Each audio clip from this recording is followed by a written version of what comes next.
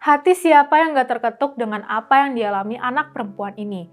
Bayangin, dia jadi korban kekerasan seksual dari laki-laki dewasa terdekatnya sejak ibunya meninggal.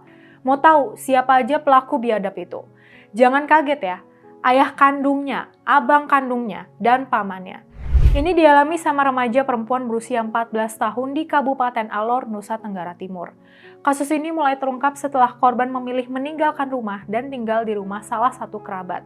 Dia diduga pindah karena tekanan psikologis yang sudah lama dipendam. Gak cuma itu, korban juga nunjukin perubahan sikap yang membuat keluarga curiga. Setelah korban akhirnya mau bercerita, laporan resmi pun dibuat ke Polres Alor pada 27 Juni 2026. Polisi kemudian melakukan visum di RSUD Kalabahi. Dari hasil pemeriksaan awal ditemukan indikasi bahwa dugaan kekerasan seksual tersebut telah berlangsung dalam waktu yang cukup lama.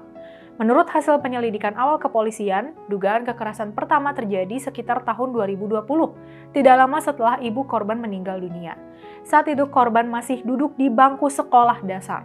Polisi menduga paman kandung korban berinisial JJ menjadi orang pertama yang melakukan kekerasan seksual secara berulang terhadap korban. Karena korban masih anak-anak, mengalami trauma dan diduga mendapat ancaman, perbuatan itu terus berulang selama bertahun-tahun. Penderitaan korban gak berhenti di situ. Memasuki tahun 2025, polisi menduga kakak kandung korban berinisial AGR juga melakukan tindakan serupa. Berdasarkan keterangan penyidik yang dikutip media, AGR diduga mengetahui perbuatan pamannya terhadap korban. Tapi bukan yang ngelindungin adiknya, justru diduga memanfaatkan kondisi korban untuk melakukan kekerasan seksual. Polisi juga menyatakan bahwa ayah kandung korban diduga turut melakukan perbuatan serupa pada periode yang sama. Hingga kini aparat belum mempublikasikan secara rinci kronologi dugaan perbuatan ayah kandung tersebut karena proses penyidikan masih berjalan. Kasat Reskrim Polres Alor AKP Amru Ihsan jelasin bahwa hasil pemeriksaan medis memperkuat dugaan bahwa kekerasan seksual itu telah berlangsung cukup lama. Dia juga mastiin bahwa keselamatan korban menjadi prioritas utama. Mengingat korban masih berusia 14 tahun, saat ini kami mengamankan dan menempatkannya di salah satu rumah keluarga yang aman untuk tinggal, ujarnya. Kami juga sudah berkoordinasi dengan pihak terkait.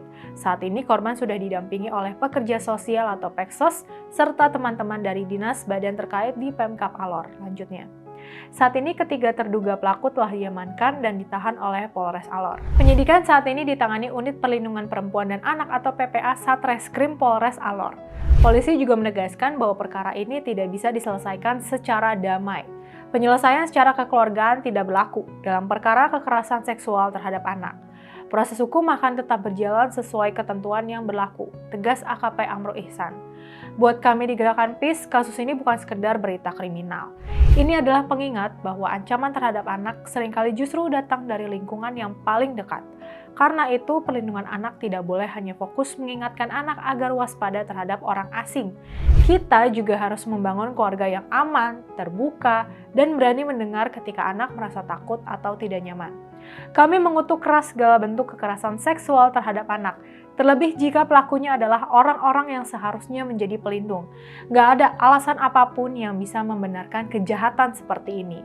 Negara harus mastiin proses hukum berjalan tegas, profesional, dan berpihak pada kepentingan terbaik anak. Di sisi lain, korban juga harus mendapatkan pendampingan psikologis, layanan kesehatan, bantuan hukum, serta kesempatan buat melanjutkan pendidikan tanpa stigma. Kasus ini juga menjadi pengingat penting bagi semua orang tua, guru, dan masyarakat.